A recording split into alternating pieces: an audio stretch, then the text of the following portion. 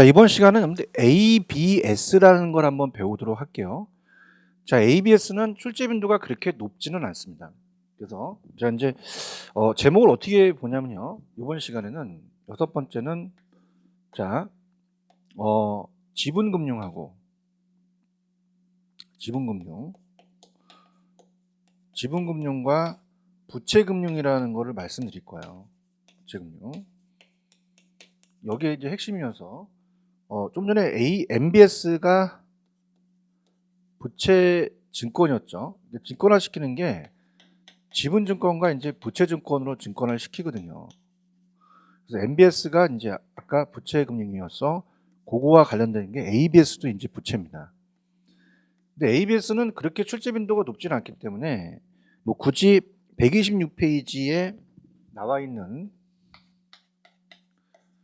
ABS는 보통 우리가 자산 빼기 담보부죠. 담보부 증권이라고 해석을 하는데 우리 시험 문제는 자산 유동화 증권이라고 한번 나온 적이 있었거든요. 그래서 그렇게 이제 제목을 해놨죠. 그래서 ABS는 그렇게 출제 빈도가 높진 않아요.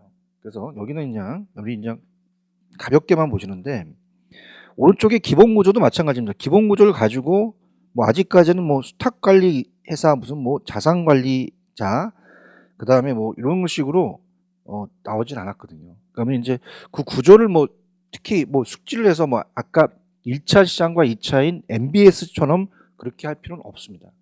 출제 빈도가 낮다라는 거. 그래서 저도 마찬가지로 그냥 가볍게 볼 거예요. 자, 우리 아까 시장이 1차와 2차 했듯이 여긴 1차와 2차가 나누지 않았지만 자, 좀 전에 어떻습니까? 우리가 ABS 구조가 어땠어요? 갑돌이가 이제 MBS 구조입니다. MBS 구조는 자 차입자가 있어서 우리가 어떻습니까? 1억짜리 아파트가 있다. 그러면은 어떻게 돼요? 여기에 대해서 우리가 그 A은행이 자금을 대출해 주죠. 아까 배웠던 걸 다시 한번 복습을 할게요. 그럼 두 가지 권리를 가져왔죠. 우리가 이제 대출 채권하고 대출에 대한 채권과 저당권을 가져왔죠. 자, 그럼 이거를 이제 우리가 1차 대출 기간이라고 하고 자, 그럼 자금을 받아서 우리가 매각을 했어요. 그냥 HF라고 할게요. HF라고 하고 그다음에 유동화 중개 기간도 그냥 약자로 쓰겠습니다. 유동화 중개 기간. 그럼 얘가 다시 자금을 받아와서 투자자한테 자금을 받아와서 MBS를 발행했잖아요. MBS 발행. 그래서 이건 정확하게 주택 저당 담보 증권이 돼요. 자, 그러면 구조는 똑같아요. 아까 뭐 여기가 1차 저당 시장하고 2차 저당 시장이 있는데 그러니까 ABS라는 것도 오른쪽에 나와 있는 게 뭐 1차, 2차 나눠지진 않지만 이 구조와 비슷한 구조입니다. 그래서 우리가 ABS는 이게 유동화 중개 기간이 ABS는 어떻게 됩니까? 우리가 지금 MBS는 주택에 대한 건데요. 만약에 똑같이 ABS가 발행된다면 ABS는 자산담보보증권이죠. 자산담보보증권. 그러니까 우리가 ABS는 자산담보보이라는 것은 일단은 기업이나 그 유동성이 떨어지는 대출 채권도 있고 부동산이 있고 뭐 여러 가지 리스 채권도 있고 외상 매출금에 대한 매출 채권이 있고 여러 가지 자산이 있단 말이에요. 그러니까 이 자산이라는 자체가 개념상은 ABS가 MBS보다는 좀 넓은 개념으로 보시면 돼요. 이건 주택이지만 얘는 자산이라는 개념상의 차이가 넓다라는 거. 그 다음에 우리가 아까 HF가 유동화 중개기관이지만 얘는 SPC 유동화 전문회사가 유동화를 합니다. 유동화 전문회사. 그래서 아까 한국주택금융공사는 실체 회사였어요. 실체형. 근데 얘는 명목회사입니다. 페이퍼 컴퍼니라고 하죠. 명목형.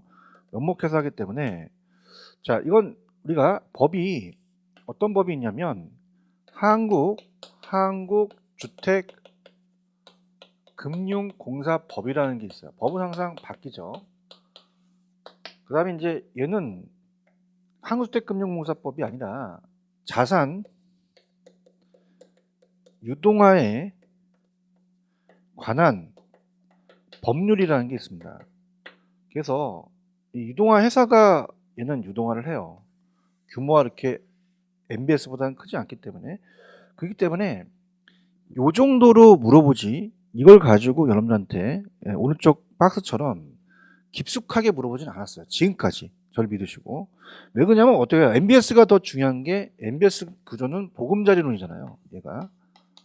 이게 보금자리론의 구조기 때문에 출제원들은 MBS를 더 강조하는 거죠. 근데 ABS도 자산담보보증권이니까. 자, 일단은 이 주택 저당에 대한 저당의 투자자도 이 저당을 샀다는 자체는 이 MBS를 발행했다는 건 하나의 채권 형태거든요. 그럼 얘도 저당 수익률을 먹으니까 하나의 얘도 부채금융이에요. 부채금융. 그럼 마찬가지로 자산 담보로 가지고 얘도 채권을 투자자가 산 거거든요. 투자 입장에서. 그럼 원리금을 이제 받겠죠. 얘도 마찬가지로. 그렇기 때문에 지금 키포인트는 이 둘 다 부채금융이라는 게 키고 부채증권이라는 게 키예요. 이걸 잡는 게 여러분들 더 중요합니다. 그래서 ABS는 그냥 참고적으로 그냥 쭉 읽는 걸로 갈게요. 중요한 데만 이제 체크만 해드리면서. 자, 126페이지입니다. 자, ABS 입문과정이니까 다 읽어볼게요. 기본 개념 가시면 자산 유동화 증권 ABS란 기업이나 금융기관이 보유하고 있는 자산을 표준화하고 특정 조건별로 집합하여 이를 바탕으로 기초자산의 현금을 이용해서 증권화시켰다는 게 MBS랑 비슷하죠. 그럼 자산 유동화 증권은 자산 보유자의 신용도와 분리가 되어 자산 자체의 신용도를 발행하는 데는 이 증권이고, 자산 유동화 증권은 다양한 구조와 보강들을 통해서 일반적으로 자산 보유자보다 더 높은 신용도를 지닌 증권으로 주로 채권 형태예요. 여기가 중요하죠. 키는 여기에 있어요. 채권 형태다. 그럼 얘도 채권 형태로 발행을 한다는 얘기죠. 그죠? 이 저당 담보, 자산 담보니까 이게 키가 돼요. 우리가 체크를 하세요. 채권 형태. 채권이라는 자체가 중요합니다. 그래서 이건 MBS보다 그 전에 만들어졌습니다. 그래서 국내의 경우는 이제 1998년 금융기관 일반 기업의 자금 조달을 원활하게 하기 위해서 이 재무 구조의 건전성을 높이고 주택 자금의 안정적인 공급을 통해서 주택 금융 기반을 확충하기 위해서 자산 유동화 제도를 도입했죠. 그래서 자산 유동화 증권이 발행되기 시작을 했습니다. 그래서 1999년 이후로 자산 유동에 관한 법률이 특별법이 개정이 됐어요. 이게 특별법입니다. 저당이라는 건 원래 민법상 사고 팔 수가 없지만 우리가 민법은 일반법이, 특별법은 특별법이 우선하겠죠. 그래서 어떻습니까? 이 자산 유동화 증권이 발행되기 시작한 거죠. 그래서 1999년 이후에 자산 유동화라는 법률로 시행령이 마련돼서 유동화 제도가 더 보완된 겁니다. 자, 그래서 우리나라의 유동화 제도는 이제 국내 자산 유동화 제도의 기본적 특징 중 하나인 자산 보유자의 자격을 제한함으로써 자산 유동화를 추진하게 할 수 있는 대상을 제한하고 있다는데요. 자산 보유자와 관련해서 각종 금융기관과 금융감독기관이 인정하는 법인 및 대통령이 정하는 법인으로 그 자격을 한정하고 있다. 그래서 유동화 자산 관련 제도를 현행법상 그 대상이 될 수 있는 자산을 채권, 부동산, 기타 재산권 포괄적으로 규정하고 있다. 여기 밑줄 쳐보세요. 자, 어떻게 돼요? 아까 MBS는 주택 저당 담보분 채권이잖아요. 한정되는데 자산이 여러 가지잖아요. 자산, 부동산, 기타 재산권 이런 것들을 포괄적으로 가니까 ABS가 더 넓은 개념이죠. 그래서 오른쪽에 그럼 ABS를 발행할 수 있는 특별 목적 기구인 자산 유동화에 관한 법률에 의해서 이 유동화 전문 회사가 만들어진 거죠. 신탁업법에 의한 신탁회사, 자산 유동화 업무를 전업으로 하는 외국법인 등 세 가지 유형이 있다. 그래서 자산 유동화 계획은 자산 유동화 증권 발행 이전에 금융감독기관에 등록을 해야 된다는 건 그냥 참고하시고요. 마찬가지예요. 밑에 양가로 2번, 3번에 MBS 발행 관련된 다양한 주체는 아직까지 그 세부적으로 출제가 안 됐거든요. 그냥 염두에 참고만 하세요. 자, 자산 유동화 증권의 발행 과정에 참여하는 주요 기관으로서 자산 보유자, 자산 관리자, 유동화 전문회사, 업무 위탁자, 신용 보완 기관 등이 있다. 자산 보유자는 유동화 대상 자산을 보유한 기관으로 실질적인 자산 유동화의 수혜자라고 볼 수가 있다. 밑에 그림이 있듯이. 그럼 자산 관리자는 누구냐? 기초자산과 그로부터 발생하는 현금 흐름의 관리와 보수에 책임을 지는 기관을 의미한다. 자산 관리자는 유동화 증권 상한 단계에서 가장 중요한 역할을 담당하는 기관 중에 하나다. 유동화 전문 회사가 지금 SPC 유동화 전문 회사예요. 그럼 오른쪽에 SPC라는 게 아까 제가 명목회사라는 게 중요했죠. 유동화 중개원 역할을 한다. 그래서 요게 중요합니다. 얘는 실체가 아니라 명목회사다. 그래서 자산 유동화에 관한 법률의 특별법에 제정이 된다. 근데 MBS는 틀리다. MBS는 한국주택금융공사가 발행을 하며 공사법에 의해서 실체상 회사다라는 거 비교를 하셔야 됩니다. 이게 더 키가 될 수 있어요. 그 다음에 그러면 자칫에 이제 유동화 전문회사는 유동화 증권을 발행을 원활히 하고 자산 보유자로부터 자산을 분리하기 위해서 설립하는 특수 목적 유한회사죠. 업무 위탁자는 뭐 밑에 그림이 있지만 유동화 전문회사의 업무를 대행하는 기관을 의미한다. 신용 보관 기관이라는 것은 뭐 발행한 증권이 전반적인 신용 위험을 경감시키는 업무를 담당하는 기관으로서 이와 같은 신용 보관 기관은 외국의 경우는 이제 보험회사 등이 주로 담당하며 국내의 경우는 이제 주로 은행이 신용 보관 기관의 역할을 한다. 이렇게만 넘기시면은 자, 용어 사전은 이제 중요하죠. 다음 페이지가 더 중요하다 볼 수 있어요. 자, ABS입니다. 어셋이죠. 자산 담보부 증권 백이 이제 백 담보예요. 유동화 증권이라고 하고 그러면 자산 유동화를 우리가 ABS라고 하는데 ABS 증권, 자산 유동화에 의해서 발행된 증권입니다. 자, 유동화라는 자체는 현금 흐름이 예상되는 자산을 증권화한다는 게 유동화예요. 현금화 시킨다는 얘기죠. 그러면 현금 흐름이 있는 자산 가치를 근거로 증권을 발행해서 유동화시키는 것을 ABS라고 한다. 그러면 자산 유동화 증권, 자산 유동화 채권, 자산 담보부 증권이 가장 그 해설이 맞는 거죠. 근데 자산 유동화 증권이라고 시험에 나왔었거든요. 자, 그럼 주식, 채권, ABS를 구분하자고 한다면, 자, 주식은, 자, 이런 겁니다. 우리가, 자, 요거와 이제 구분해 드릴 게, 제가 이제 지분금융을 말씀드릴 거예요. 자, 지분은 자기 거를 가지고 자금을 융통합니다. 그래서 니츠라는 걸 설명해 드릴 텐데, 우리가 주식회사가 있어요. 주식회사. 자, 주식회사가 주식을 발행합니다. 그러면 이거는 타인 자본 조달이 아니라 부채금융처럼 자기 자본 조달이에요. 자기 자본 조달이다. 그래서 이걸 투자한 사람은 투자자가 아까는 저당 투자자가 됐죠. 저당권을 산 겁니다. 근데 이건 지분권을 샀거든요. 지분 투자자가 돼요. 그럼 지분에 대해서 이 주식에 대해서 배당을 먹지 이자를 먹는 게 아니에요. 이게 오리지널 주식입니다. 주식. 그럼 주식은 지분금융에 들어가죠. 그럼 주식은 기업이 가치총액에서 부채를 뺀 부분을 발행 주식수로 나눈 겁니다. 그래서 기업의 안정성, 성장성, 수익성 주가를 결정하는 요인인데 지금 우리가 MBS나 ABS에 발행했던 건 다 채권입니다. 채권. 그래서 채권은 겉면에 표시된 금액, 액면 이자율, 표면 이자율, 쿠폰 이자율 등을 지급하는 부채증권. 제가 이 채권은 다 부채증권이라고 말씀드렸잖아요.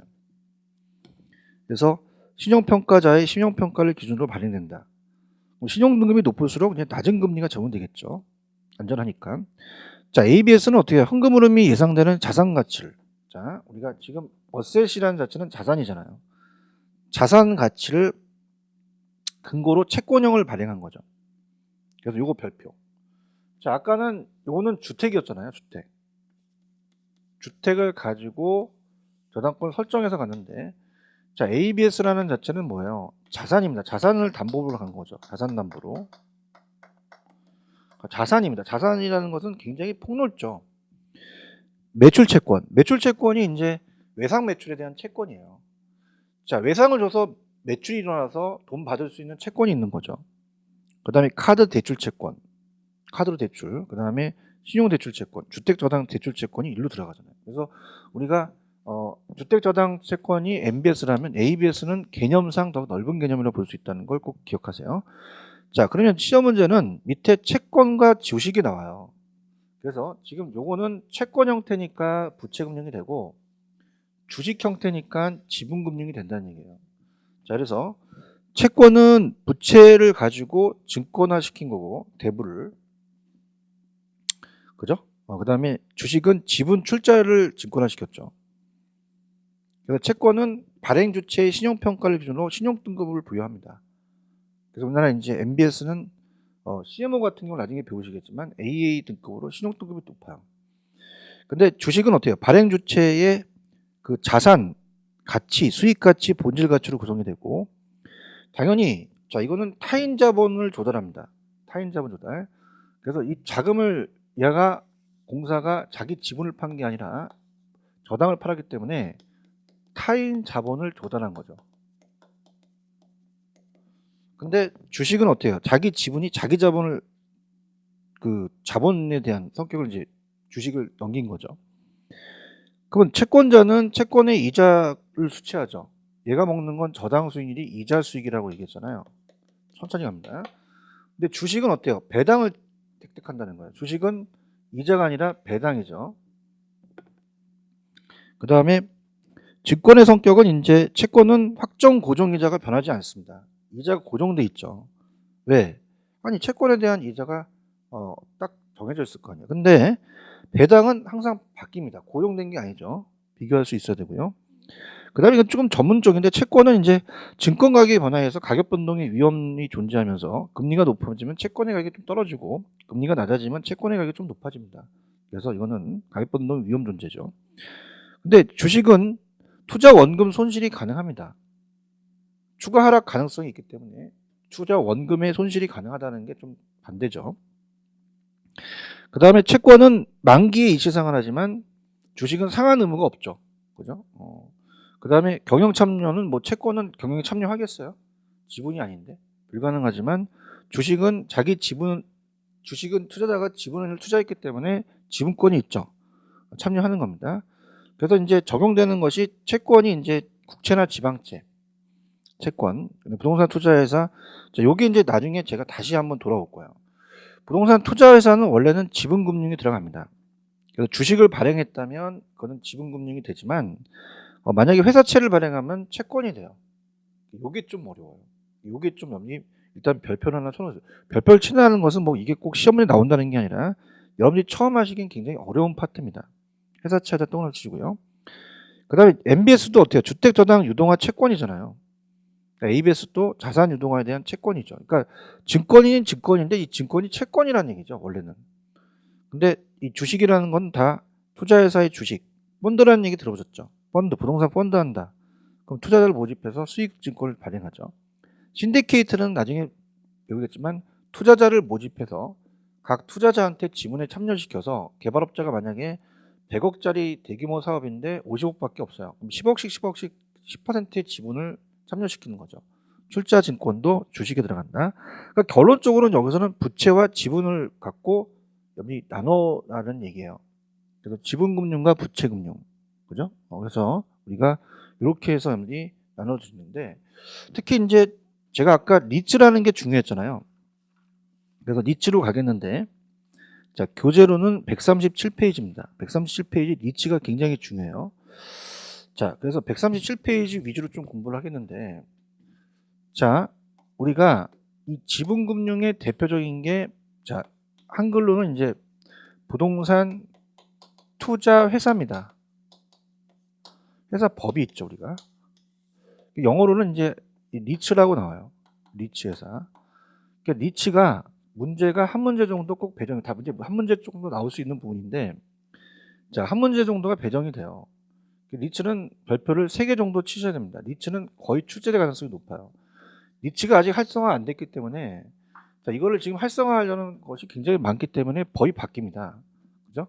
그래서 우리가 일단은 페이지로는 137페이지 가서 리츠에 대해서 우리가 조금 배우고 그 다음에 넘어와서 이제 다시 설명을 해보는데 지금 제가 얘기하는 것은 지분금융을 하는 게 대표적인 게 리츠예요. 리츠가 이 구조예요. 그래서 부동산 투자 회사고 회사법입니다. 회사법.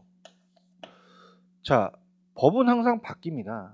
그래서 여러분들 이제 27회를 여러분들 준비를 하시기 때문에 10월 29일 날 마지막 토요일 날에 봅니다. 항상 일요일 날 마지막 주에 봤는데 토요일로 바뀌었어요. 26개서부터. 그러면 7월 중순쯤 시험 공고가 나옵니다. 이 시험 공고가 예를 들어서 뭐 7월 14일, 15일 먼저 날짜가 아직 정해지지 않았지만 뭐 예를 들어서 가상적으로 뭐 7월 15일 날 시험 공고를 했다. 그럼 뭐 쭉 나오잖아요, 내용이. 그럼 현행 법안으로 작성하시오. 모든 것은. 그럼 시험 공고 날짜가 법의 기준이 돼요. 그럼 만약에 6월 달에 바뀐 거는 들어가는데 8월 달에 바뀐 거는 안 들어가죠. 그 사이에도 그 날짜에 따라서 정해지는 거죠. 7월 1일은 안 들어가고 7월 20일 날은 들어가는 거죠. 자, 그러면 7월 어떻습니까? 7월 1일은 들어가고 7월 20일은 안 들어간다는 거죠. 그러면 법은 항상 바뀌어요. 그래서 기본서에 나와 있는 거는 이제 최근에 이제 작년에 약간씩 좀 바뀌었습니다.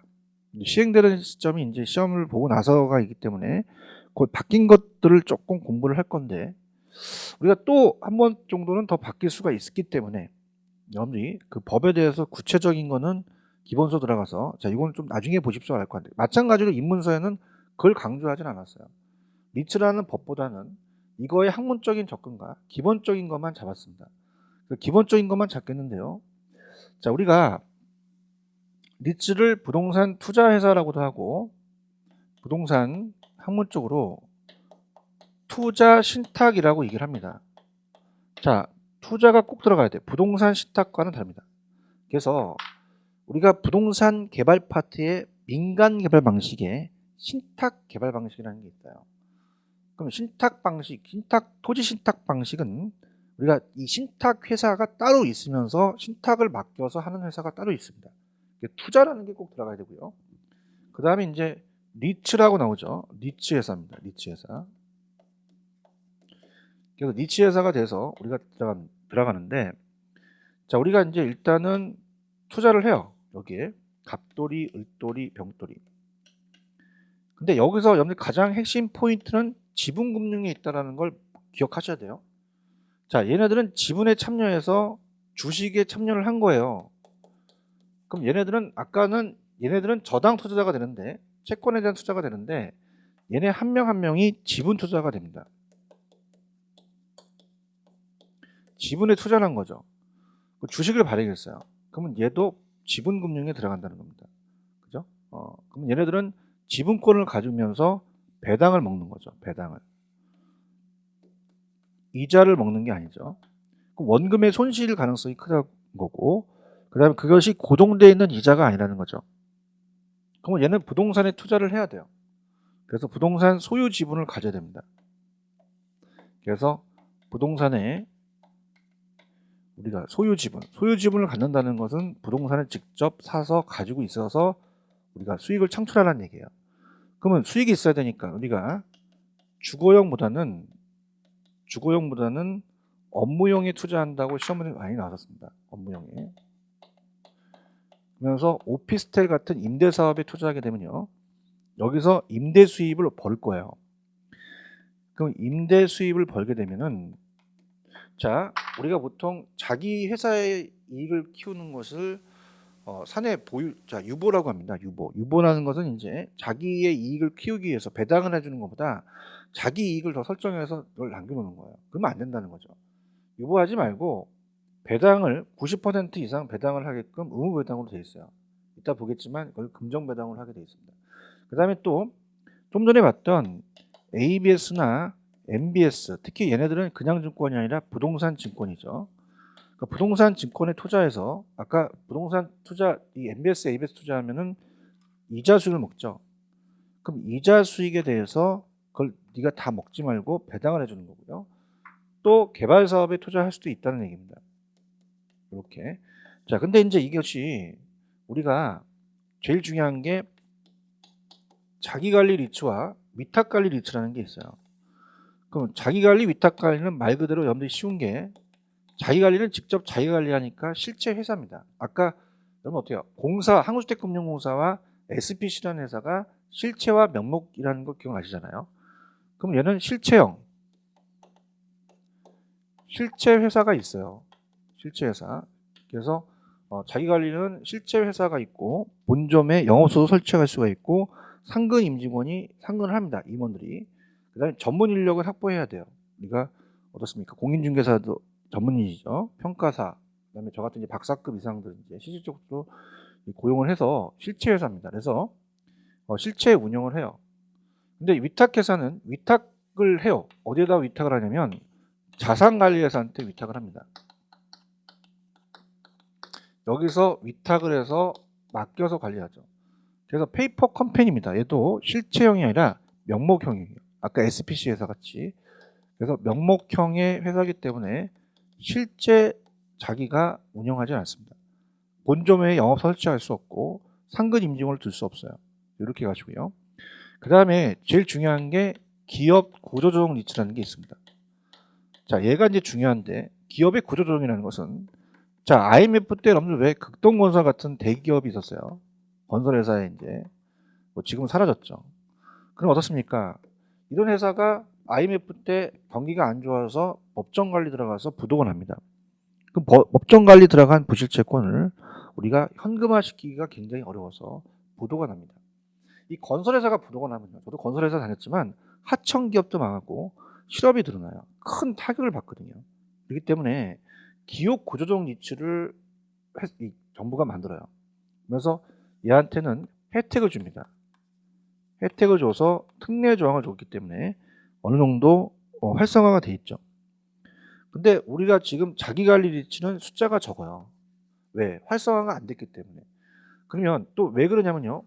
특히 얘네들은 명목회사고 90% 이상 배당을 하게 되면 법인세가 면제가 됩니다. 법인세 면제. 근데 아직까지는 자기관리 리츠는 법인세 면제에 대한 혜택을 주진 않습니다. 그렇기 때문에 자, 활성화가 안 됐다는 얘기죠. 여러분들 가시다가 길 가다가 어떤 아주머니한테 리츠가 뭔지 아세요? 새로 나온 과자예요? 이렇게 얘기할 정도로 아직까지는 우리가 보급이 안 됐다는 얘기예요. 이게 빨리 보급이 돼야 되는 게, 자, 생각해 보세요. 자, 우리가 이러한 다수의 소액 투자자들도 투자 기회가 확대가 될 겁니다. 그죠? 그래서 이제 우리가 공모라는 얘기는 공개 모집이죠. 불특정 다수한테 공개 모집이고, 사모로서 개인이 모집할 수 있지만 보통 주식회사가 상장을 합니다. 이 회사가 상장을 해서 IPO로서 기업을 공개한 다음에 주식을 불특정 다수한테 공모를 하거든요. 그럼 다수의 소액 투자자가 예를 들어서 이러한 건물이 테헤란로에 강남에 500억짜리 건물이다. 그럼 개인이 500억짜리 건물은 절대 줄 때까지 살 수가 없습니다. 다수의 소액 투자자가 안전한 이 투자에 투자할 수 있게끔 한다는 것은 형평성에도 맞고, 그 다음에 어떻습니까? 이 주식이다 보니까 우리가 투자에 대한 3대 어떻습니까? 확인 요소가 황금성, 안정성, 수익성이거든요. 황금성 놈에도 높다는 거죠. 왜 그러냐면요. 이따 보겠지만 이건 갑돌이가 그 부동산에 직접 투자한 게 아니라 간접 투자한 겁니다. 만약에 지금 경기가 어려운데요. 직접 투자했다가 만약에 이 건물을 현금화시키게 되면 현금화가 안 되기 때문에 굉장히 위험합니다. 직접 투자하면 자금의 회수가 어려워요. 자금을 빨리 현금화시키기가 힘들죠. 근데 이거는 직접 투자가 아니라 간접 투자이기 때문에 주식에 투자했기 때문에 빨리빨리 현금화가 가능하다는 얘기죠. 그래서 현금화가 가능하고, 그 다음에 어느 정도 이 자체가 나중에 이제 책에 보이시겠지만 상장을 했기 때문에 회계 감사를 받습니다. 그래서 감시를 하기 때문에 투자가 투명하고, 그죠? 안정성이 있고, 그다음에 보통 회사가 만약에 여러분이 주식을 이건 주식 시장이거든요. 주식. 이건 여러분이 부동산 시장이 아니라 주식으로 생각을 하셔야 돼요. 그럼 주식은 사게 되면은 만약에 회사가 망하면 완전히 휴지 조각이 되죠, 주식이. 근데 이거는 부동산에 샀으니까 어느 정도 건질 거는 있을 거라는 말입니다. 안정성이 있고 전문가한테 맡기니까 수익도 어느 정도 나고요.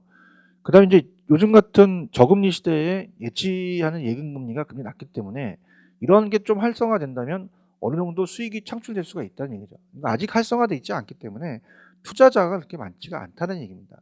그러면 수익도 그렇게 많지가 않다는 얘기죠, 요즘은. 근데 원금에 대한 손실은 가능해요. 아까 MBS, ABS는 저당 수익률이기 때문에 이자 수익이기 때문에 우리가 고정된 이자를 받습니다. 근데 얘는 고정된 이자를 못 받고 만약 경기가 주식시장이 안 좋으면 여기도 영향을 주거든요. 뭐 원금의 손실은 가능성이 있는 거죠. 그죠? 자, 그래서 한번 우리가 니츠라는 자체가 굉장히 중요하기 때문에 니츠의 별표를 3개 쳤죠. 한번 들어가 볼게요. 137페이지입니다. 내용도 많죠. 니츠가 중요하기 때문에 그래요. 그래서 아까 전 시간에는 가장 중요했던 게 이 저당의 유동화, MBS 1차와 2차가 중요했기 때문에 거기를 중점적으로 갔고요. 자, 지금 시간은 니츠에 대해서 굉장히 강하게 가겠습니다. 자, 들어갑니다. 자, 부동산 투자회사 137페이지입니다, 여러분들. 페이지를 적어 놓을게요. 137. 자, 얘는 지분금융이라고 적어 놓는 것도 괜찮아요. 그죠? 그 다음에 여기서 발행되는 증권은 지분증권이 되죠. 아까는 부채증권이 됐지만. 지분금과 부채금융은 나중에 또 제가 마지막 시간에 또 다시 한번 정리를 해드릴 겁니다. 자, 그러면 137페이지 부동산 투자회사로 가볼게요. 부동산 투자회사는 투자회사법이라는 게 있어요. 박스. 부동산 투자회사법에 따라 간다는 게 중요합니다. 따라 설립 운영되며 부동산 투자회사법에 특별히 정한 경우를 제외하고는, 자, 이것도 주식회사예요. 주식회사는 상법이죠. 저희를 받는다는 거. 그 부동산 투자회사법 박스, 상법 박스. 자, 부동산 투자회사는 주식을 발행합니다. 자, 우리가 보통 공모는 공개모집이니까 불특정 다수로부터 자금을 조달하죠.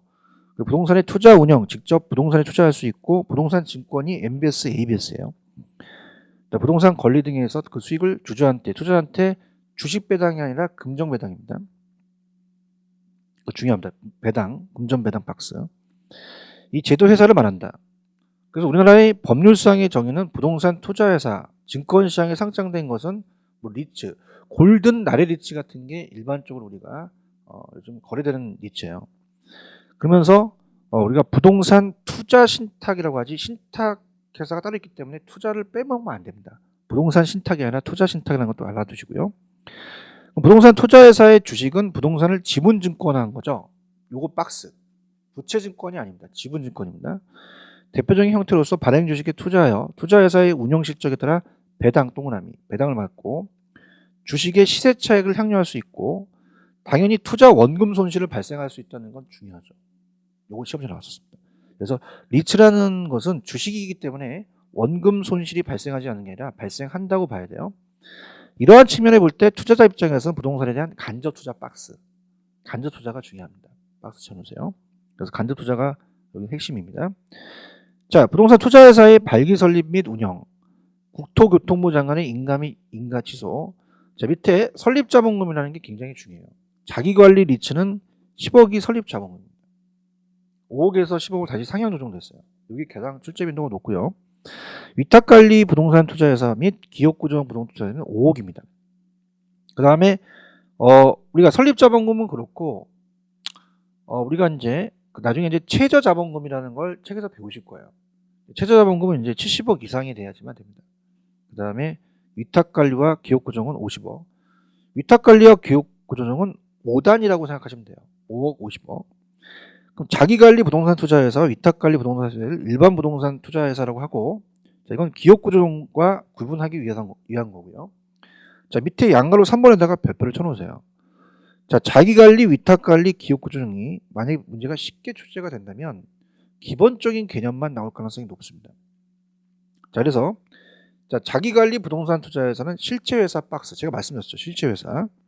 본점 외에 지점이 있습니다. 그래서 상근 임직원도 있어요. 회사가 부도가 나지 않는 이상 그 존속 기간은 연속적으로 갑니다.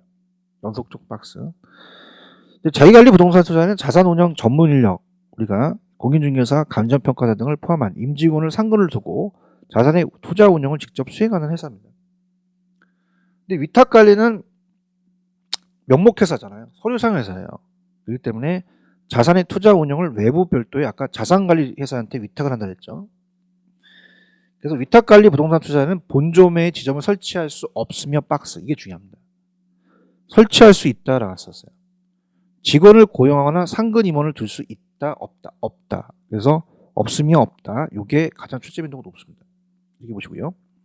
그 다음에 넘기시면 제가 부도난 회사 사드리는 게 바로 기업 구조조정 리츠라고 말씀드렸죠. 그래서 기업 구조조정 부동산 투자회사입니다. 그래서 얘도 명목회사예요. 얘도 서류상 회사로서 1997년 IMF 구제 금융 이후 부실화된 대기업의 구조조정. 그래서 우리가 극동건설 같은 경우는 이제 부도가 났잖아요. 이런 기업들이 법정 관리 들어가서 부실채권이 되게 되면 이걸 정상화하는 목적으로 설립됩니다. 근데 중요한 건 이거는 어떻게 돼요? 이 기업 구조조정은 좀 존속 기간이 보통 한시적이라는 게 중요합니다. 아까 자기관리 리츠는 어떻게 됐어요? 영속적이기 때문에 존속 기간을 계속합니다. 불어나지 않은 이상. 근데 얘는 한시적이라는, 그죠? 5년에서 7년. 기업구조정 부동산 투자에서도 명목회사라는 것도 중요해요. 박스. 자산의 운영 관리를 외부 자산관리회사한테 위탁하다는 거 중요하죠. 그럼 기업구조조정 부동산 투자에서는 자기관리 부동산과 달리 운영 규정이 까다롭지 않다 그랬어요. 제가 특혜가 있다 그랬죠. 그래서 여기부터 이제 시험 문제인데 규정을 까다롭게 하면 근본적인 구조조정이 원활하게 수행하기가 어렵습니다. 정부 입장에서는 이 부도난 회사를 살리는 것이 목적이거든요. 그럼 자기 관리 부동산 투자 회사보다 여러 측면에서 규정이 완화됩니다. 박스. 그래서 즉 자기 관리 부동산 투자 회사와는 달리 여기서부터가 이제 시험 문제예요. 일반인에 대한 주식 공개 모집, 공모, 공개 모집이 공모의 의무 비율을 적용받지는 않습니다. 공모할 필요가 없어요. 그 다음에 여기서부터 미출시입니다. 별표 쳐놓으시고. 그 다음에 두 번째, 발행 주식을 증권시장에 상장해야 하는 의무도 없습니다. 자기관리처는 반드시 상장을 해야 되거든요. 그 다음에 이익에 대해서 배당 의무도 1인당 주식 소유 한도가 적용받지 않습니다. 그 다음에 세 번째고, 명목회사이므로 법인세 면제의 특혜가 있어요. 위탁관리처럼. 근데 자기관리는 아직 특혜가 없습니다. 여기까지가 잘 나와요. 그 다음에 이러한 이유 때문에 아직까지 기업구조정 부동산 투자는 자기관리보다 더 많이 활성화되어 그 수가 더 많다는 거죠. 자기관리 수가 더 적고 기업구조정 부동산 투자회사가 수가 더 많다는 것도 출제가 됐었습니다. 그 다음에 이 자산관리회사는 아까 위탁관리와 기업구조정이 위탁한 회사가 자산관리죠. 자, 4번하고 5번을 묶어보세요. 자산관리회사는 자산만 관리하는 회사고요. 투자 자문회사는 관리하는 게 아니라 자문만 하는 회사로서 바꿔 나올 가능성이 있습니다. 그래서 자산관리회사는 위탁관리 부동산 투자회사 및 기업구조정 부동산 투자의 위탁을 받아서 자신의 투자 운영 업무를 수행하는 것을 목적으로 설립된 회사를 말한다. 자산관리회사는 자본금이 70억 이상인 것도 한번 눈여겨봐야 됩니다. 그 다음에 자기관리 부동산 투자회사처럼 5인 이상의 자산운영 전문 인력을 둬야 됩니다. 그래서 옆에 감정평가사, 공인중개사, 해당 분야에 5년 이상 종사한 사람을 둬야 돼요. 그 다음에 부동산 투자 자문회사는 투자회사의 위탁을 받아서 자산관리를 하는 회사가 아니라 자산의 투자 운영에 관한 자문 및 평가 업무 등을 수행한다는 것도 한번 나온 적이 있었습니다. 투자 자문회사가. 이렇게 보시고요. 그 다음 오른쪽 자기관리 부동산 투자회사에 대한 구조는, 자, 이것까지 뭐 구체적으로 막 나오진 않아요. 여기를 자세히 보시면요. 이 부동산 투자회사의 자산 보관 기간은 오른쪽에 그 자본시장과 금융투자업에 관한 법률에 따른 신탁업자. 자, 한국토지주택공사는 LH공사라고 들어보셨죠? LH공사고, 그 다음에 우리가 한국자산관리공사가 있고요. 그 다음에 이게 좀 바뀌었습니다. 우리가 주식회사, 이게 이제 올해 바뀐 건데, 대한주택보증회사가, 대한주택 우리가 보증회사가 우리가 뭐로 바뀌었냐면, 이것도 여러분들 좀 눈여겨보셔야 돼요. 그러니까 주택도시보증공사로 바뀌었습니다. 주택도시 우리가 어떻습니까? 보증공사로. 뭐 이런 것들을 이제 한번 좀 보셔야 되네요. 그 다음에 뭐 준법 감시인 제도라는 건 뭐냐면, 자, 이 상장을 하잖아요. 우리가 리츠라는 것은. 그렇기 때문에 항상 회계 감사를 또 받고 감시를 받겠죠. 그렇기 때문에 우리가 이 준법 감시인 제도는 이제 자기관리 부동산 투자회사 및 자산관리회사는 내부 통제 기준이 준수 여부를 점검하고 내부 통제 기준을 위반할 경우 이를 조사해서 감사에게 보고함. 준법 감신을 상권으로 둬야 된다. 그럼 부동산 투자회사의 자금 조달 방법은 부동산 투자회사는 주식의 공모, 아까 공개 모집이죠. 그래서 공모는 오른쪽에 불특정 다수의 일반 투자로부터 주식을 발행해서 자금을 조달하는 방식이 공모예요. 자, 우리가 보통 어떻습니까? 신문지에 나와 있는 신문에 이제 공고를 하는 게 거의 다 공모죠. 그 다음에 기관 투자자 등 특정인에게만 대상을 주식을 발행해서 자금을 조달하는 건 개인적인 사모 방식이 되겠죠. 그래서 우리가 보통 투자회사는 거의 공모가 많습니다. 공모 이외에도 영업인가 외에 현물 출자라는 게 중요한데, 자, 현물 출자라는 자체는요. 자, 현물 출자는 보통은 현금은 금액인데 현물 출자라는 것은 현물 물건이에요. 근데 이것이 이제 부동산이어야 되죠. 그러니까 부동산 이외의 것도 있습니다. 그래서 우리가 감정평가사가 현물을 출자하게 되면 그걸 평가를 합니다. 수입 방식으로. 그래서 리츠에서는 또 평가사가 또 필요하다는 거. 그럼 오른쪽에 현물 출자라는 걸 한번 볼게요. 자본금을 현물로 내는 것으로 현금이 아닌 실물 부동산의 부동산 관련 권리, 신탁 수익권을 자본금의 일부로 내고 주식을 배정받는 것이다. 이렇게 있죠. 그 다음에 여기 중요합니다. 그래서 현물 출자는 자산에는 이제 부동산이 제일 중요하고요. 부동산만이 아닙니다.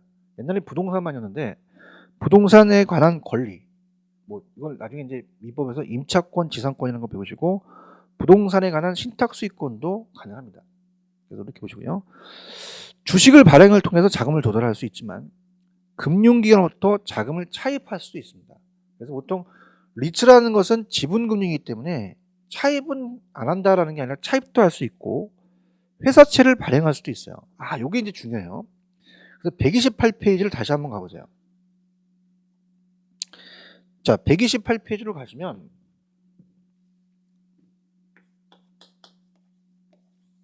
박스에 아까 채권은 어떻게 됩니까? 우리가 부동산 투자회사의 회사채죠. 회사채.